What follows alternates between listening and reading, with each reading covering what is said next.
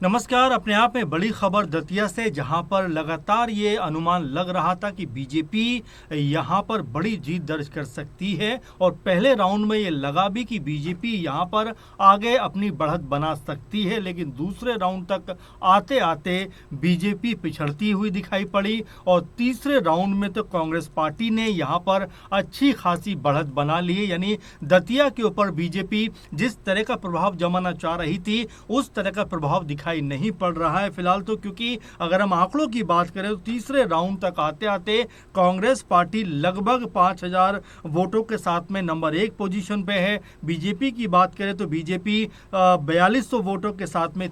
दूसरे नंबर पे है और तीसरे नंबर की बात करें तो दामोदर यादव आजाद समाज पार्टी के प्रत्याशी यहां पर 1344 वोटों के साथ में तीसरे नंबर पर हैं। तो ये अब फिलहाल आंकड़े निकल के सामने आ रहे हैं। हालांकि ये पुख्ता आंकड़े नहीं है क्योंकि 15-16 राउंड की यहाँ पर गिनती होनी है दूसरे तीसरे राउंड तक, लेकिन ये जरूर कहा जा सकता है कि कांग्रेस पार्टी ने अच्छी खासी लीड यहाँ पर बना ली है। और चूंकि घनश्याम सिंह कांग्रेस पार्टी के 2 बार के विधायक यहां से रह चुके हैं, उनको कांग्रेस पार्टी ने एक बार फिर चुनावी जिम्मेदारी दी थी और उनके पक्ष में जीतू पटवारी लगातार दतिया के ऊपर एक माहौल बनाते हुए दिखाई पड़े, बीजेपी के ऊपर गंभीर आरोप लगाते हुए नजर आए, क्योंकि चुनाव के अंतिम दौर में तो उन्होंने यहां तक कह दिया कि दतिया में करोड़ रुपए पहुंच चुके हैं और हर बंदे को 5000 रुपए देकर बीजेपी खरीदना चाहती है। इस तरह के गंभीर आरोप लगाए। हालांकि जब वोटिंग यहां पर हुई तो वोटिंग प्रतिशत काफी ज्यादा यहां पर अच्छा खासा रहा, लगभग 72-73% वोटिंग यहां पर नजर आई। हालांकि जब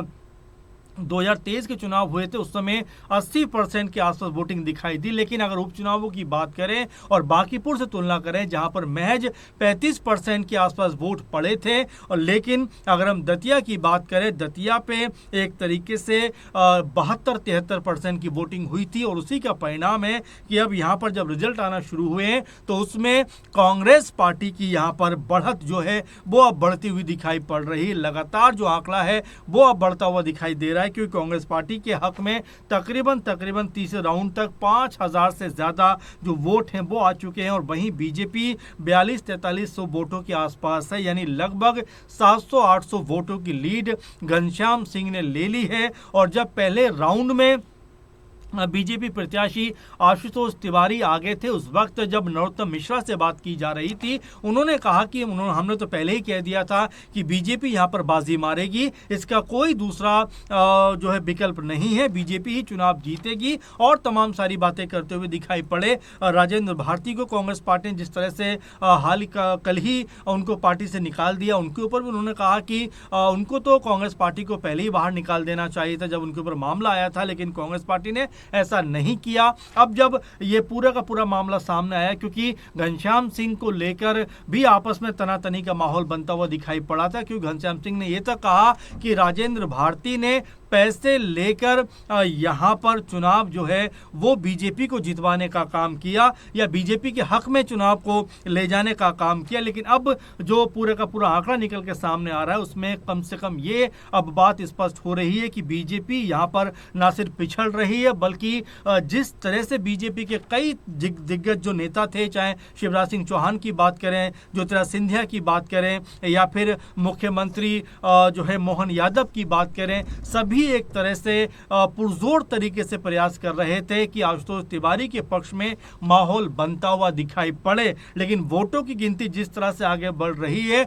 उसको देखकर तो ऐसा नहीं लगता कि बीजेपी के पक्ष में कोई माहौल बना है, क्योंकि तीसरे राउंड तक कांग्रेस पार्टी यहां पर लीड लेती हुई दिखाई पड़ रही है। लेकिन अभी ये कह देना कि बीजेपी यहां पर चुनाव हार रही है, मेरे ख्याल से जल्दबाजी भी हो जाएगा, क्योंकि ये अभी जो गिनती है वोटों की वो कम से कम 12 राउंड की गिनती और है। ऐसे में अभी बहुत सारे उलटफेर हो सकते हैं, जो पीछे है वो आगे जा सकता है और जो आगे है वो पीछे आ सकता है। तो ऐसे में अभी जल्दबाजी हो जाएगा ये कहना कि यहां पर कांग्रेस पार्टी जो है वो चुनाव जीत रही है। लेकिन हाँ, ये जरूर कहा जा सकता है कि शुरुआती 2-3 राउंड में अब जिस तरह से कांग्रेस पार्टी के घनश्याम सिंह ने बढ़त बनाई है, जिस तरह से बाजी उन्होंने अपनी तरफ मोड़ी है, उससे कहीं ना कहीं अब ये जरूर एहसास हो रहा है कांग्रेस पार्टी को कि उनकी तरफ बाजी जा सकती है। वहीं बिहार की बांकीपुर की बात करें तो वहां भी बीजेपी पिछड़ती हुई दिखाई पड़ रही है। बीजेपी के जो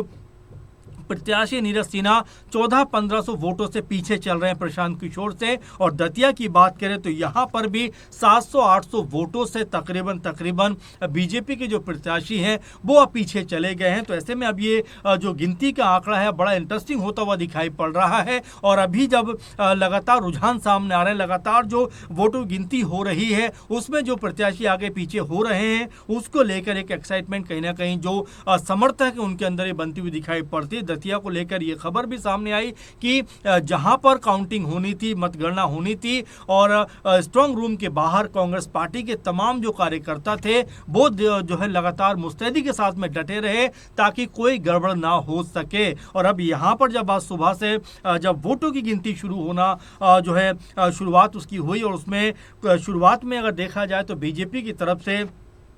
जो प्रत्याशी आशुतोष तिवारी वो यहाँ पर बढ़त बनाते हुए दिखाई पड़े थे। और उसके बाद बीजेपी का खेमा जो था वो काफ़ी खुश दिखाई पड़ रहा था। उनको ऐसा लगा कि शायद बाजी पूरी तरीके से उनके हाथ में रहने वाली है। लेकिन यहाँ पर अब समीकरण जो है बहुत तेज़ी के साथ में बदलते हुए दिखाई पड़े, क्योंकि तीसरा राउंड आते आते यहाँ पर जो बाजी बीजेपी के हाथ में दिखाई पड़ रही थी अचानक से कांग्रेस पार्टी के हाथों में वो जाती हुई दिखाई पड़ रही, क्योंकि कांग्रेस पार्टी 700-800 वोटों से आगे है और ये आंकड़े अभी बदल हुए दिखाई पड़ेंगे। लेकिन यहां पर कांग्रेस पार्टी ने जिस तरह से माहौल अपना बनाकर रखा, दबदबा अपना बनाकर रखा और इसको लेकर भी जीतू पटवारी की तारीफ होनी चाहिए कि कांग्रेस की बड़ी लीडरशिप कोई यहां पर प्रचार प्रसार में दिखाई नहीं पड़े। अकेले दम पर यह कहा जा सकता है कि जीतू पटवारी ने मोर्चा संभाला और इससे पहले जो है उन्होंने तमाम तरह के जो है बयानबाजियां यहां पर की। कभी किसी गरीब के घर में चले गए, कभी खेतों में जाकर ट्रैक्टर चलाते हुए नजर आए, यानी कि लोगों से जुड़ने का काम किया और बीजेपी के ऊपर करारे हमले प्रहार करते हुए दिखाई पड़े। और यहां पर जिस तरह का परिणाम सामने आ रहा है अभी तक के लिहाज से अगर देखा जाए और जिस तरह कांग्रेस पार्टी के हक में दिखाई देता है उससे यह माना जा सकता है कि क्या जीतू पटवारी की जो मेहनत है वो रंग लाती हुई दिखाई पड़ सकती है। क्योंकि इससे पहले भी ये भी खबरें सामने हैं कि जीतू पटवारी और दिग्विजय सिंह के बीच में आपस में तनातनी का माहौल चल रहा है। लेकिन चुनावों में जिस तरह दिग्विजय सिंह के बेटे प्रचार प्रसार करते हुए दिखाई पड़े और जीतू पटवारी ने तो यहां तक कह दिया कि अगर चुनाव जीता जाता है तो उसमें जो है सब युवा नेताओं की बड़ी भूमिका होने वाली है। तो अब ये आंकड़े जो हैं ये कहीं ना कहीं बताते हैं कि बीजेपी जिस उत्साह के साथ में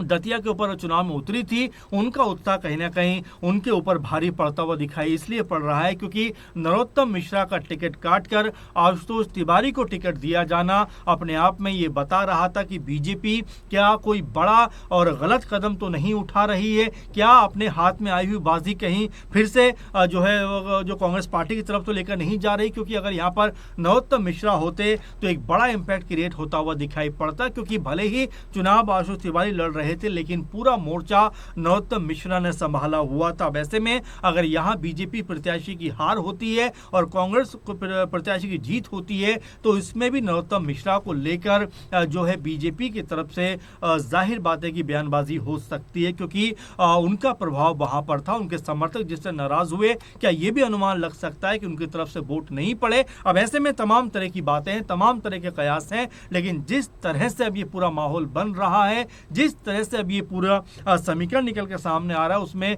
कम से कम ये समझ में आता है कि कांग्रेस पार्टी यहाँ पर लीड बनाते हुए दिखाई पड़ रही है। और ये लीड क्या आने वाले समय में यानी आने वाले कुछ घंटों में बढ़ती हुई दिखाई पड़ेगी या एक बार फिर से बीजेपी यहाँ पर कमबैक करेगी। आपको क्या लगता है जरूर कमेंट करके बताइए कि दतिया सीट के ऊपर बाजी आशुतोष तिवारी के हाथों में जाएगी या फिर यहाँ घनश्याम सिंह जो कांग्रेस पार्टी के उम्मीदवार हैं उनकी तरफ जाती हुई दिखाई पड़ेगी। अपनी राय जरूर भेजिए। फिलहाल के प्रोग्राम में बस इतना ही। आप लगातार जुड़े रहें, हम लगातार ऐसी अपडेट खबर आप तक पहुंचाते रहेंगे। नमस्कार।